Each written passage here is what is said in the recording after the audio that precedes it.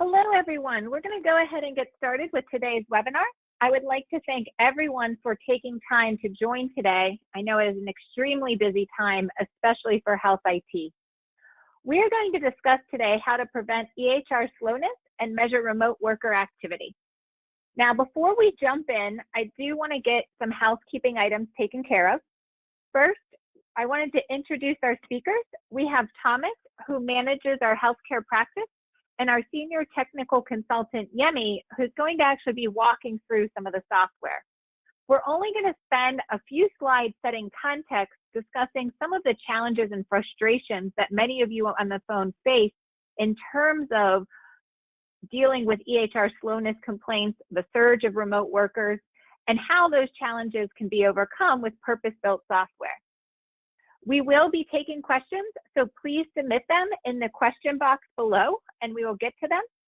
Also, one question we always get is will this recording be available? And yes, it will be available for you in the next 24 hours, and that will be in your inbox.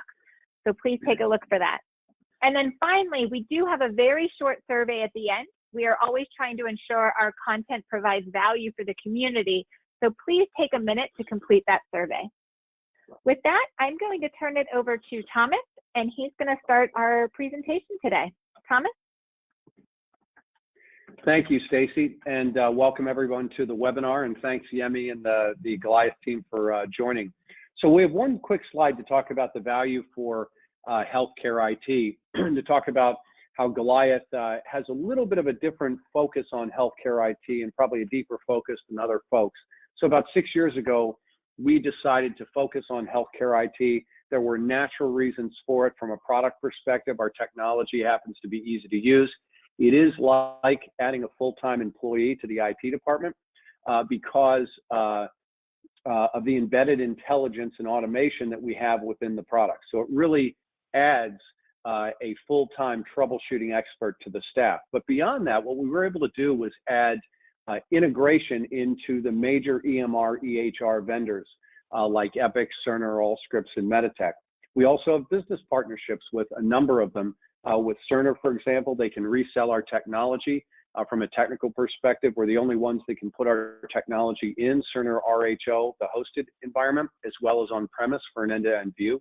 Relative to Epic, we are members of the Epic App Orchard program, and what that simply means is that we have a technical partnership with Epic, so we're able to integrate into Epic System Pulse and pull that data into our technology to help facilitate ease of troubleshooting.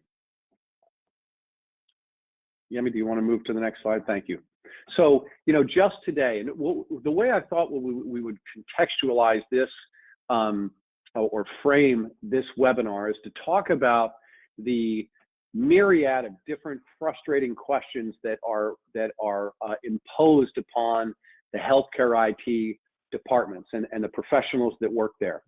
I started off with the remote users because even just today I was talking to a large university hospital in the Midwest, and they were telling me that they just added 3,000 remote workers last week. They're going to add another 2,000 this week.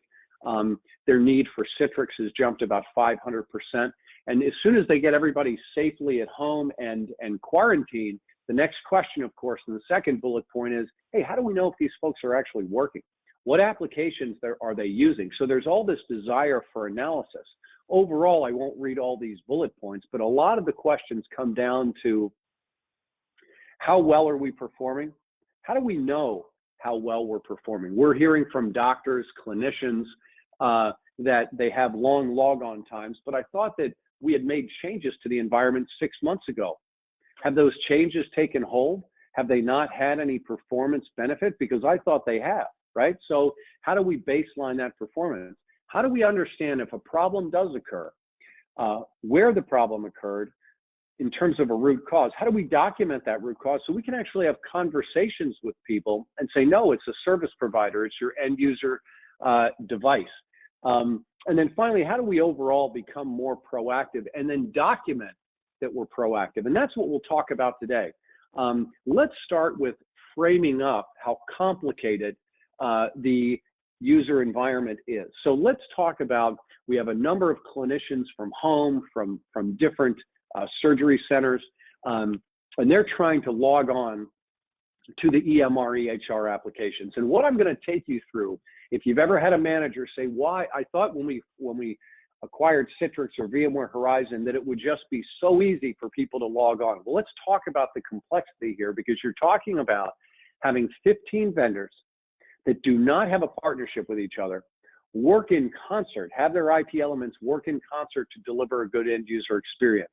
The complexity of delivering a good end user experience is inherent in the overall delivery infrastructure and how people use it. So if you look to the left hand of this slide, you've got your users. They're logging on from different home offices. They have different behaviors. Then they're logging on through the ICA sessions. They come into contact with a firewall. Now here, look at the complexity here. You have different users. They're exhibiting different behaviors. They have different home office scenarios. They're using different methodologies for connecting. So the complexity just in those first couple of steps is phenomenal, but we haven't even started to access the back-end systems. So Yemi, if you continue through here, so we have the delivery infrastructure with Citrix and the application, the EMR EHR applications. You've got the back-end systems in terms of licensing servers, SQL databases, Active Directory, as well as the underlying virtual infrastructure. So if something very simple goes wrong with Active Directory, maybe a profile isn't loading, look at all the myriad of different elements you have to take into consideration in terms of trying to find the root cause. Now we have our IT pros using this with their management and to upper management saying, this is the complexity we're dealing with. I'm going to show you this in another view. And by the way, these slides are available to anyone if you'd like to request them through the chat window. So Yemi, if you advance to the next slide, and this is another slide that I know this is terribly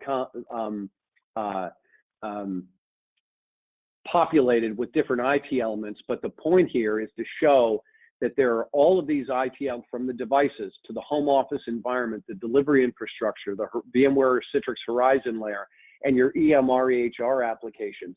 Add to this different user behaviors, right? Some people just do not use Citrix the way it's intended, okay? And so we have our IT pros are using this to show to management that this is a complex problem, and this complex problem requires purpose-built tools. So we're going to transition to the next part of the presentation. Now we're going to get the marketing folks to stop talking, that would be me, and move into the demonstration of the technology. So many times we're often asked, okay, so we need a purpose-built tool. What should we look for?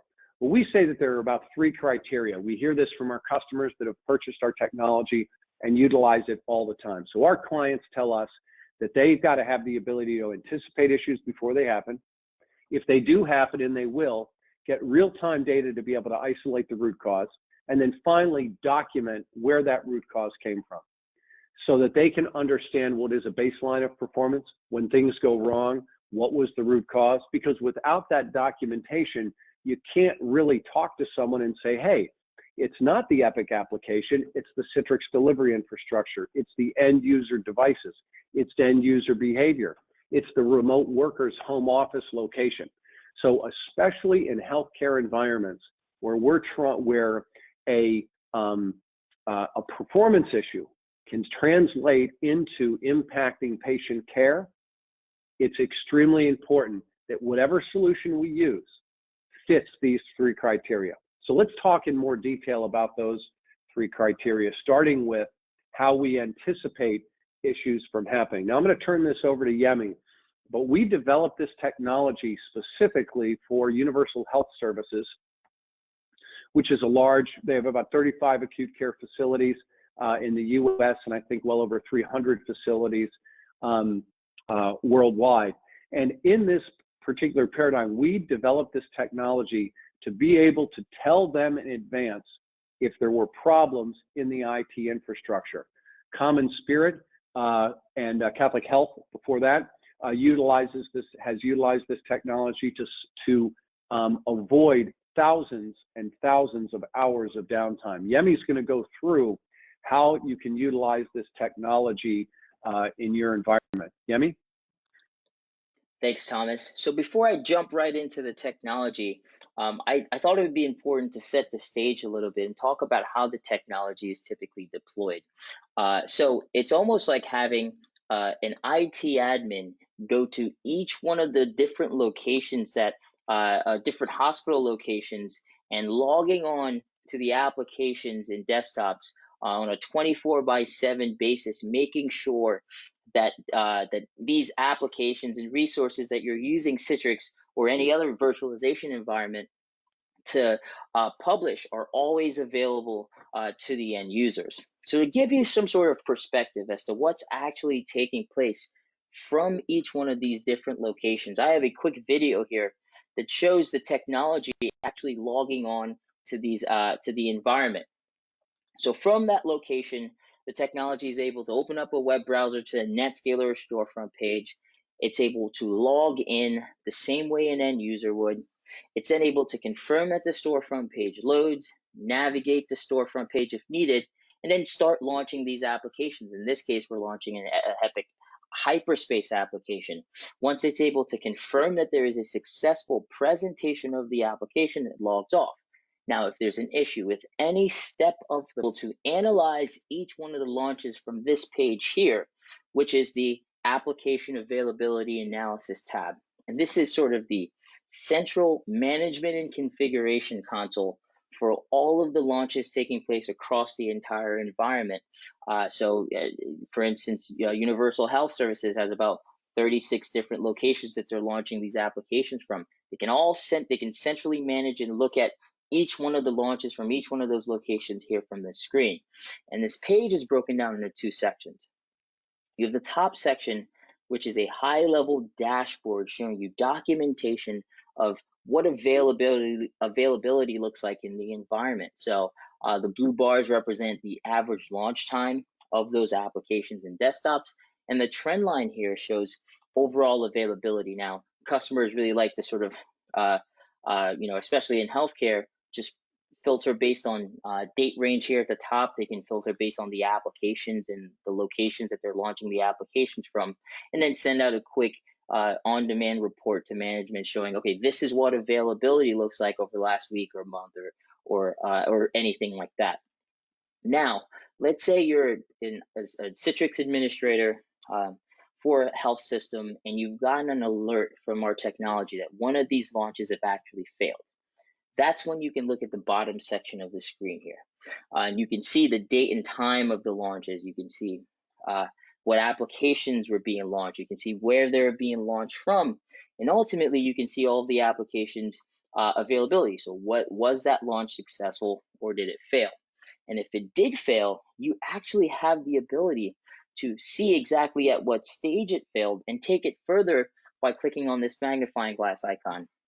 Here, now what presents is screenshots of each stage of the process. So everything that we sort of went through in that video is represented here with screenshots, giving IT the ability to see exactly what would present to the users in case of this failure so they can get ahead of it, fix it, and limit the end user impact altogether.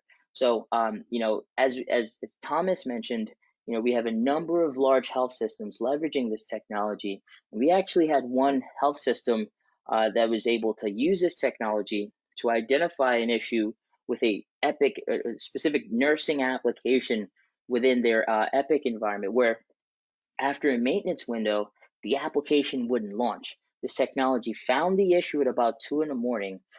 They were able to sort of click into it and found that there was an issue with that application launching. They then were able to get ahead of it, solve it, and prevent 25,000 users from starting their workdays with these issues. So you can really start to see the amount of value that this presents when it comes to getting ahead of issues and limiting or eliminating outages in the environment. So with that, I'm going to turn it back to Thomas to talk about the next criteria. Thanks, Yemi. And I do want to highlight something here very, very quickly. This technology was designed because some of the health systems that we were working with would literally have IT administrators on premise at different hospital locations going in early on a rotating basis and logging on from different floors of the health system from the hospital to make sure everything was up and running. Now, health systems are a 24/7 shop, so this technology not only was able to automate what they were doing on a daily basis to just sort of put a finger in the dike, but was able to give them a much more intelligent approach around this. And as Yemi said, I think we were up to about 1.6 million hours of saved downtime because of this very straightforward and inexpensive technology. Yemi, do you want to advance to the next slide? Okay, so let's say, for example, that we've put up our early warning system. We've deployed the application availability monitor to all of those different sites. It's logging on every 15 minutes, 24/7. So our insurance policy that will alert us to whether or not there was downtime at any of those locations has now been deployed. Now, let's say that something happens, and it will, right? The early warning system is not going to catch everything.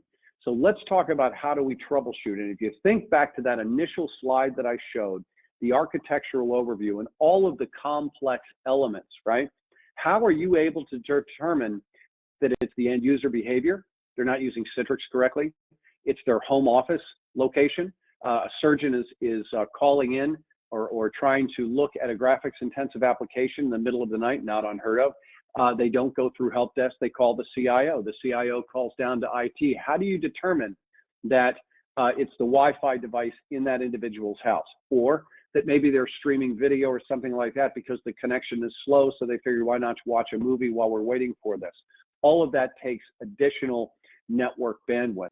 Do you know if it's a back-end server, something in the Citrix delivery infrastructure? You've got to have broad-based visibility and utilize the technologies that Citrix is giving to us, or VMware Horizon View.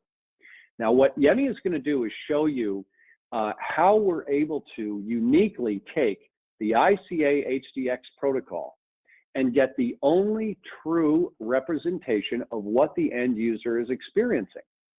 So if you were to have a problem and try to troubleshoot it, what's the typical checklist, right? You might call the network, you know, your gut feeling is that it's a network issue. You call the network team, no, everything's fine. The storage team, the server team. You're talking to the end user, which is giving you incorrect, inconsistent feedback. So they're no help in terms of identifying what the end user problem is or what the experience issue is. They're non-technical IT-wise. How do you determine where the issue is? Is it Epic? Is it Cerner? Is it Meditech? Is it Allscripts? It's the ICA HDX channel, which is the absolute key to helping to start identify where that problem is. In addition to that, we get all of those other metrics from all those other elements. That's what Yemi is going to show you today, and actually go through some screenshots of a health system where we were actually able to troubleshoot that specific situation with a specific surgeon. Yemi? Thanks, Thomas. I think, well, what we should probably do is let's take that specific example that you gave, where there's, you're an IT administrator at a large health system, and you're getting a call from a CIO claiming that a surgeon or a doctor is trying to access Epic from his home office and is experiencing some sort of issue. And this is sort of a high-profile physician. So this needs to be solved, and this needs to be solved now. That's when I can flip over here to the Citrix Virtual Apps and Desktop Session Display and go through and find this user session and actually start troubleshooting. So keep in mind that we get this sort of detailed information for current session, historic sessions. So I have the ability as an IT admin to go back and pull historic sessions if I need to. By default, it shows today's sessions, but I can go back and show maybe sessions from last week or month or anything like that with the same amount of granularity. So typically, what I would probably do in that case is then filter based on latency metrics, isolate the session that I'm actually looking for. If I can't find the session, I can actually filter here use this quick filter section and search for a particular user, a particular component if needed. But let's say, we've isolated this session, and then click on this session. And now I get information to start troubleshooting. It starts off with the summary tab. If this user is having if I identify that this user is having some sort of issue with the logon process, I can click here on the logon screen, and I can take a closer look at sort of each step of the process and everything that went into the logon process. I can take a look at authentication. I can take a look at group policies, each stage down to the granular detail, so I can identify exactly what's impacting that user's logon and focus on remediating that as opposed to looking for it in different tools and things like that. The summary tab also gives me a lot of information here. So breaking down the ICA round trip time, explaining to me, okay, is this user having a problem with in-session performance or not? If they are, then I can take a look at network latency. This is real-time network latency, not the typical sort of ICMP or ping-based network latency. This is something, as Thomas mentioned, that is derived from our integration with Citrix. So we're able to tell specifically for this user session, how much is performance being bottlenecked by network performance? Now, this gets us close enough to, being able to rule out, it's not a resource issue, it's not an application issue, it's a network issue, or vice versa. But how do we take that even further? That's when customers take a look here at connection speed. This is the amount of bandwidth available for Citrix receiver at that user's endpoint. So in the case with this remote physician connecting into the Epic environment, I can actually tell how much bandwidth is available at his home office and allocated for his Epic session. This is sort of a definitive information that you need to figure out if this user actually has a problem in their session due to something that is outside of Citrix, meaning their connection speed at their endpoint. We can flip into the ICA HDX channel, and this also gives me additional information because of the integration with the ICA protocol. So obviously we can see the network latency and round trip time, the connection speed, but I can also take a look at something that's typically a blind spot when it comes to troubleshooting issues, which is user behavior. So here's the ICA usage chart and the channel usage. And what this does is it breaks down all of the available channels that is being used within this user session. So effectively, I can tell what this user is doing and if any one of these actions or behaviors are actually impacting the session. So for instance, if we're publishing a desktop to this user and they're, let's say, streaming audio inside of their session, you would see the audio bandwidth spike.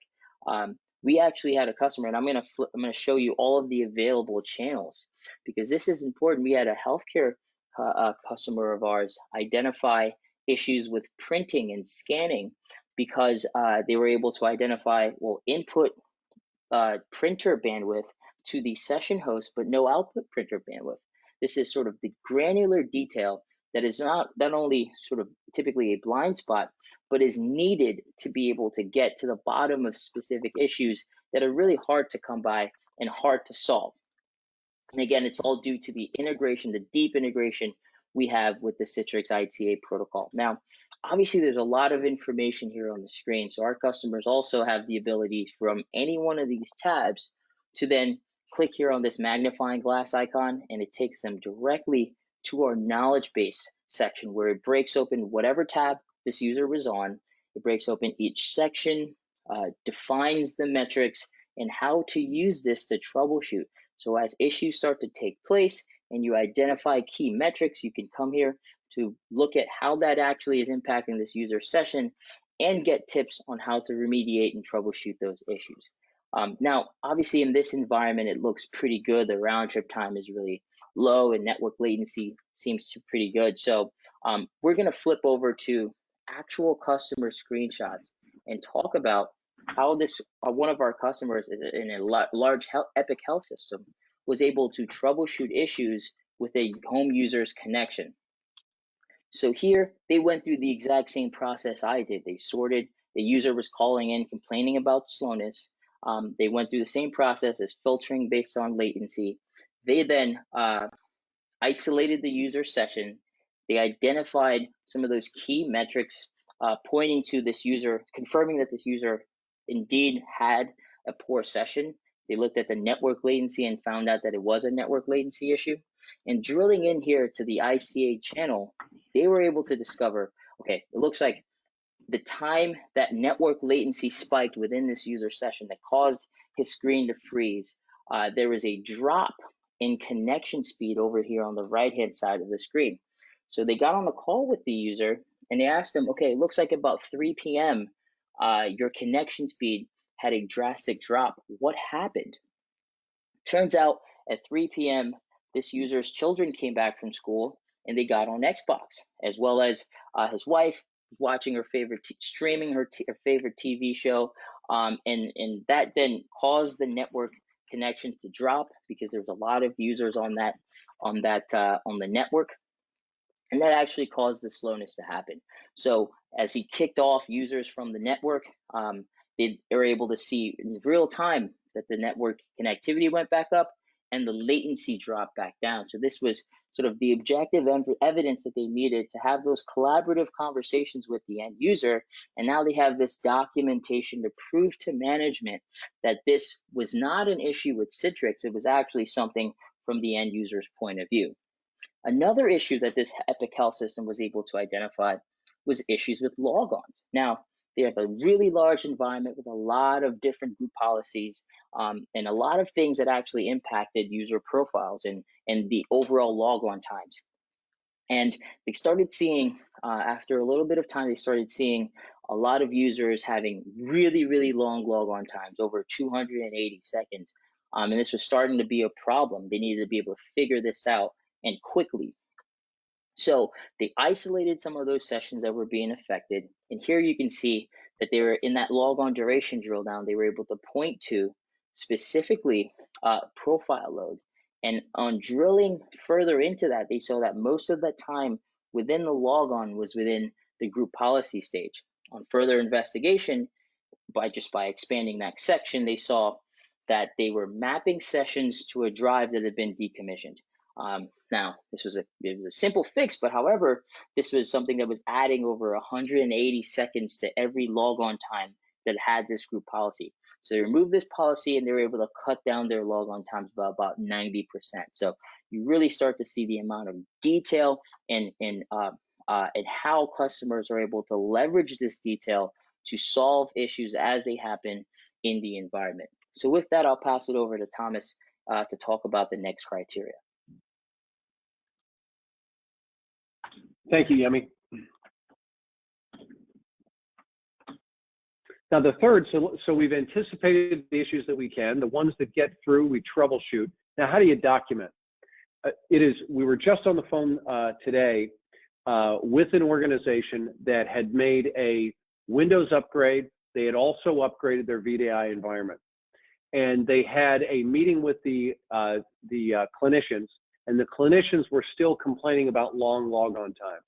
Now, we have been documenting the logon times from 6 months ago, where there were problems, real problems, right? Well over a minute, to now they're under 26 seconds. And so we know from a documentation point of view that they've really gone down. It was such a great meeting because we were able to sit there, or our IT VP was able to present to them reports from our technology that said, yes, there were long logon times, but we have made changes. Let's talk about the logon times. And they were literally able to show the logon time for very specific surgeons that they knew were going to be asked troubling questions during the environment. They were able to pull and document those specific surgeons' logon times and give that to them prior to the meeting. So if you can imagine this, because many times, as you know, end users might be operating on old data. You know, 6 months ago, they had a real problem. They had a patient on the table. They were trying to get into a EMR, EHR application. It didn't work. Well, that is an indelible mark, right? So they're still thinking about how painful that was and don't notice all of the the good logons they've had since then. So being able to give those surgeons prior to the meeting their logon experience in a report, and then present overall that logon times had gone down, session performance had improved, the number of incidents have dropped, and they dropped not because of apathy on the part of end users, but because of real improved performance. So that's the final criteria that whether you choose our technology, and we really hope you do, or someone else's technology, the fact is if you can't anticipate, troubleshoot, and then document what you're doing as a group of IT pros, there's just a better way if you can't do those three things. So Yemi, why don't you go through how we document performance, end user experience, and then we'll pivot to final questions. A lot of questions have come in from people all over the U.S. And worldwide actually today, and we look forward to getting them. Yemi? Sure. Yeah. Thanks, Thomas. Yeah. So when we're talking about answering questions as to, what has actually changed in the environment, how do we prove that performance has actually increased, or how do I baseline performance? That's when our customers leverage, especially in healthcare, they leverage our performance reports and our worker activity reports, which are starting to be a lot more prevalent now that we're in sort of this pandemic crisis. So when we're talking about the experience or the performance reports, those are the reports that Thomas was mentioning, where we're able to break open user experience, latency metrics, and log-on times all together for the entire environment, segment by doctors or clinicians or nurses, and really show what experience or user experience is like at any point in time, and even use these to prove that experience has been increasing or decreasing depending on the environment.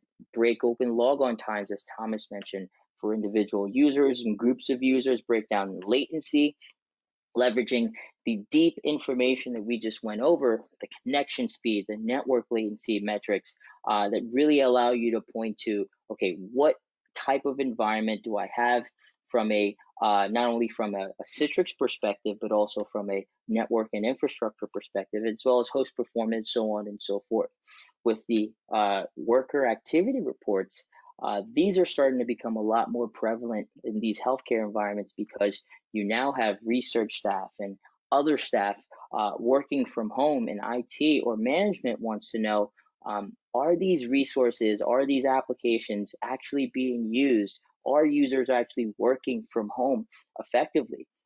So they leverage now our end user activity report, which is really popular because it breaks open and it tells you how active the user is inside of their session, their peak usage and application usage, to show, okay, these applications aren't being used by users at all. Maybe we should get rid of them and sort of use those resources elsewhere, so on and so forth. So I actually have a couple of these reports that I can show you here in this demonstration. So the first one, like I said, is really popular. This is the end user activity report, where you can see an individual user, you can see the number of sessions they have in the environment, and you can not only see the sort of how long, when they logged in or logged off, but again, the active hours within the session. This is the time that they're actually creating ICA traffic within their session, showing IT or showing management, whoever they are, is this user actually using the resources, or do they sort of log in and go walk their dog or go watch TV or something like that? The next report here is one for license usage, and this one is I know been very popular over the last couple of weeks because of the influx of remote users and more users getting on to the Citrix environment. So customers now want to know, how many licenses I have available.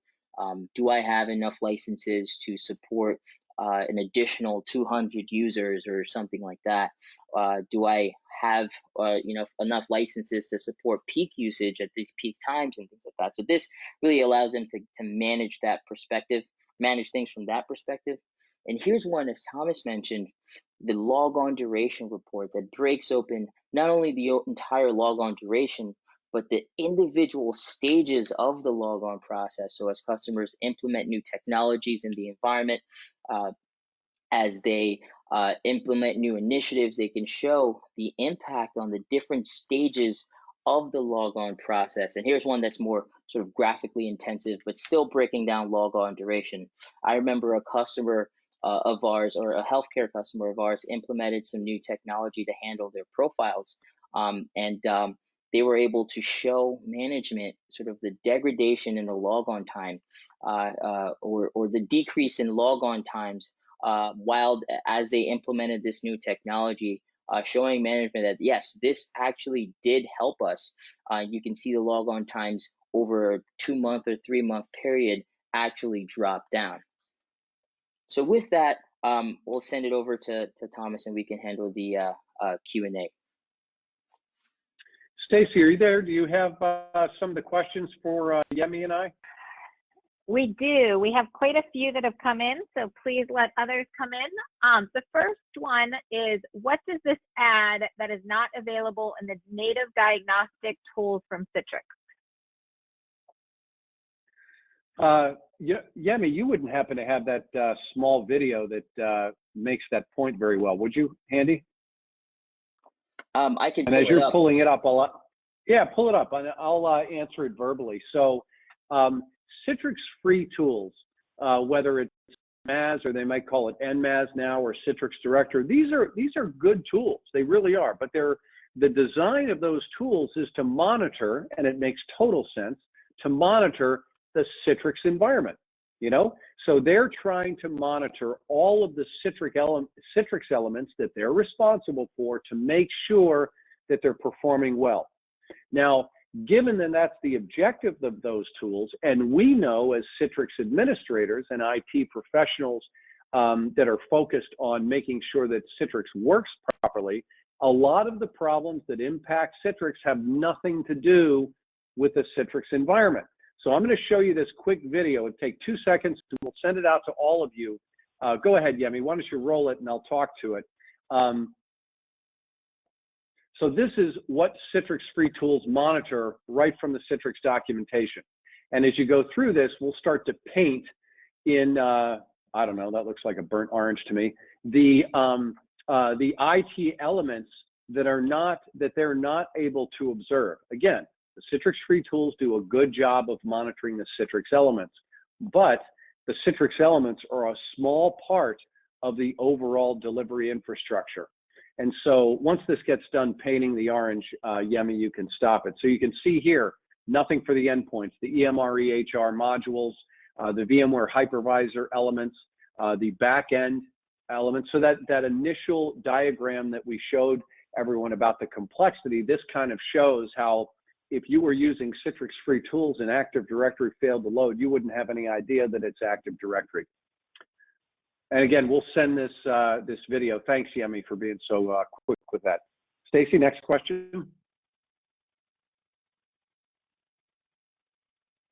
Yep, and this is actually from the same person. So question number 2, can you provide any diagnostics directly to the end user with their VDI session so they don't have to call the CIO? For example, the local kids and wife bandwidth usage information. Yeah, absolutely, and that's not uncommon. So what's happened before in the context of a troubleshooting exercise is that particular surgeon calls the CIO the first time. Our IT folks are on troubleshooting with the surgeon, and they hit the surgeon with a, for lack of a better term, a fact bomb that shows that surgeon that it's the home office environment and they have to upgrade their connection, and shows them that in documentation. Many times that's the last time that they call, or if they do call, they call right for our admin. In addition, what I mentioned to you the other day is this is what is becoming much more common, is that the CIOs will call down and say, I've had these following complaints from these surgeons.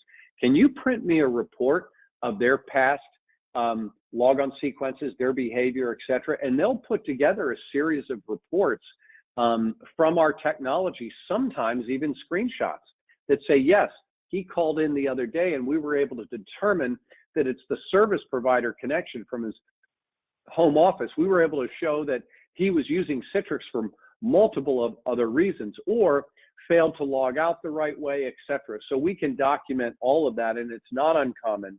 In fact, becoming more and more common once people realize, especially CIOs, VPs of IT, that we have access to this information. Very, very common for them to share this with end users.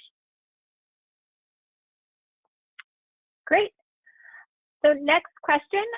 Cerner via Lights On in Advance has the ability to track and report some information that's similar to what you're able to collect, like log on, launch time, app performance, RTT. Have you been able to validate and correlate your data with Cerner Lights On data? Any notable discrepancies in Cerner's data? And maybe, Thomas, before you jump in, I actually, Yemi, if you go 2 slides after Q&A, I anticipated we might get a question like this. So we do have a diagram we use if you want to show that. And then, Thomas, you probably can respond. Yes, so there isn't a tremendous amount of correlation, frankly, with Lights On, because as you see this Venn diagram, Lights On is very specific to the Cerner application. We don't touch the Cerner application. So if you can think of it this way, the Cerner Lights On network visibility is, yes, they have a couple of metrics that are the same, but primarily they are focused on the Cerner application within the Cerner hosted environment. And Lights On does a tremendous job with that and gives great information about applications used, user behavior, things of that nature, and all of those different things there. So ours is intended to help you from the edge of the Cerner data center to the on-premise location and understanding what the end user experience is, taking into consideration all of the elements I mentioned when we were looking at that very first diagram. Now, it's important to note that we do put our technology in Cerner RHO for many of our largest health systems that utilize Cerner. And the reason we do that is not because we're monitoring within the data center, but that's where we access the Citrix APIs to give you that end-to-end view and the true view of what end users are experiencing when utilizing Cerner or the other applications.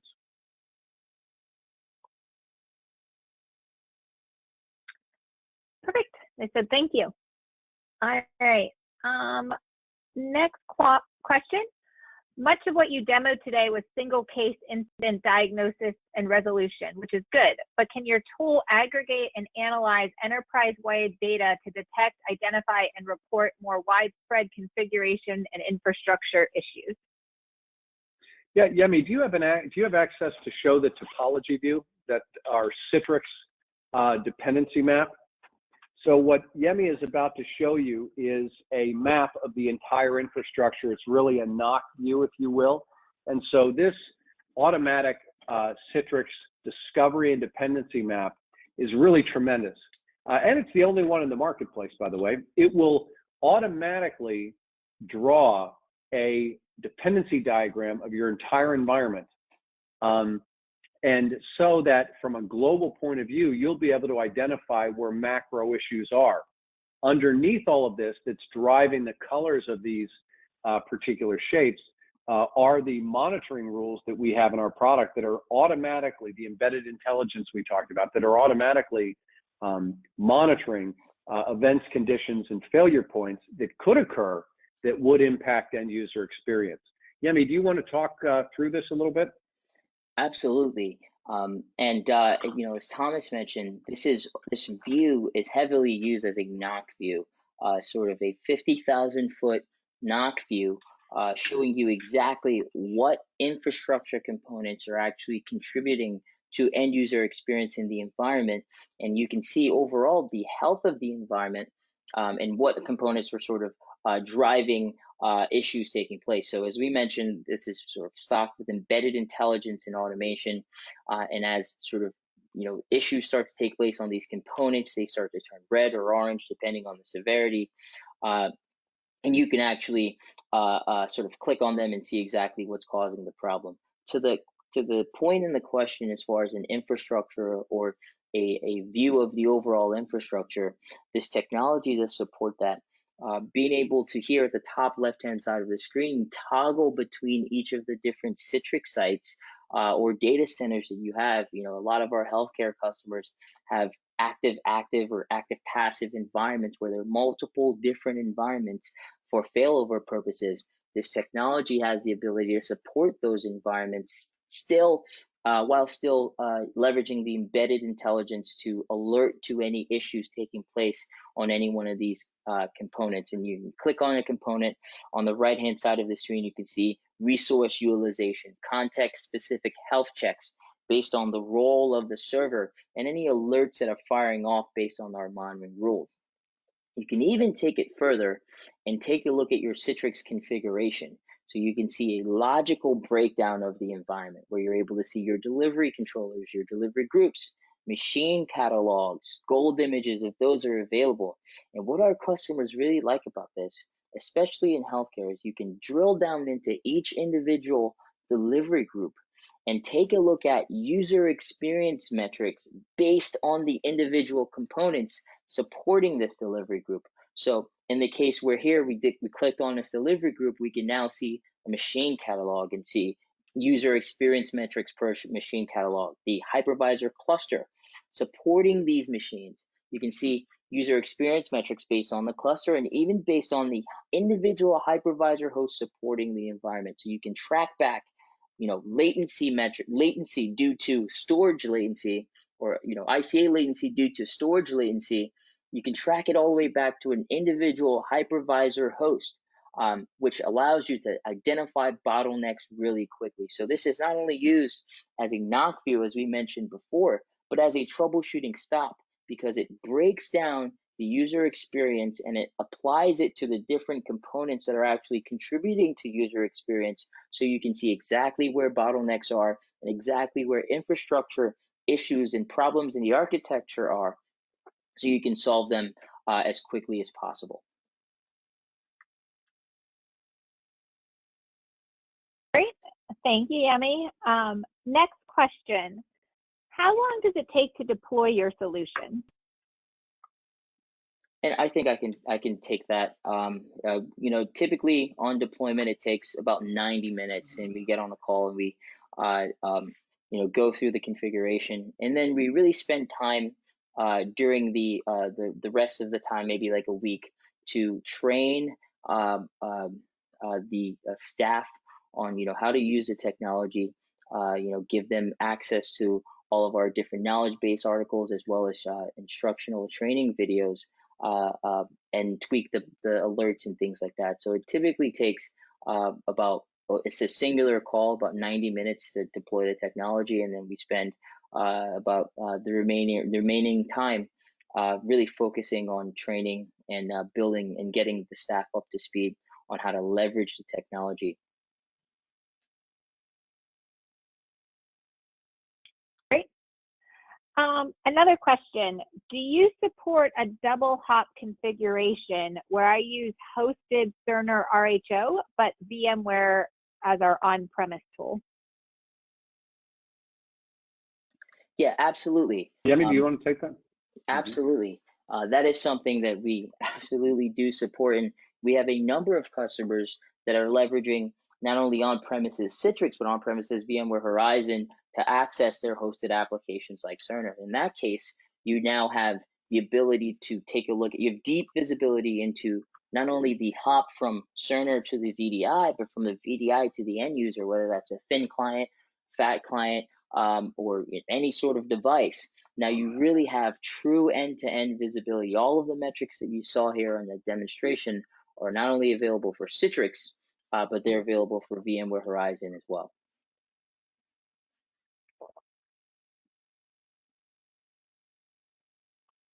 All right. And then next question, do you need to deploy an agent on each machine? Probably going back to the first demo. That's a good question. So we do not have, for any of the information we saw today, we do not have to have agents deployed on the endpoint machines. And I assume that's what the question meant by machine. There's no agent that has to go on the laptops or you know, thin clients or something like that. We do deploy a lightweight intelligent agent into the Citrix infrastructure. And as Thomas mentioned before, just because of the way Citrix is architected, that is the way that we can collect sort of those deep metrics that are needed to actually troubleshoot issues as they come up. But it's a really lightweight intelligent agent. It's about 1.5 meg in size, and really low resource consumption, if any, but it really gives us the details and the information to provide to our customers for troubleshooting.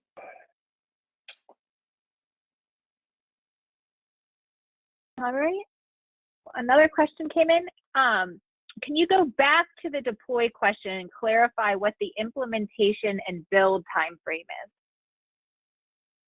So that'll depend on the size of the organization. So when you talk about the implementation and build time, that's completely dependent on the IT elements that you have to monitor and the size of the overall environment. But for a rather, to give you an idea, our technology, when we talk about embedded intelligence and automation, it auto-discovers the Citrix environment. The technology that we have is really a push to deploy. So for very large environments, when I say large environments, we're talking about 10,000 users. Our deployment time is probably about a half a day to a day to set the technology up, where you're being able to get metrics for that large of an environment. And you'll be able to see metrics within a 12-hour period. And then it's a matter of configuring the technology, doing training and implementation and things like that. So you'll find that our technology is very easy to deploy. In fact, total revenues for consulting services for the company remain at less than 3% of revenues, to give you an idea of how much it takes to deploy the technology from a real numbers perspective. All right. Here's the last question that's come in, unless anyone else out there has any. It is, can you integrate with Splunk? You know, we integrate with Splunk and many of the other third-party aggregators or ticketing systems. So like ServiceNow, for example. So it's hard to be an enterprise technology and not integrate with those third-party products. It could be SCOM, it could be any ticketing system. Like I mentioned, ServiceNow is very common, and Splunk as well. So yes, the answer to that is yes.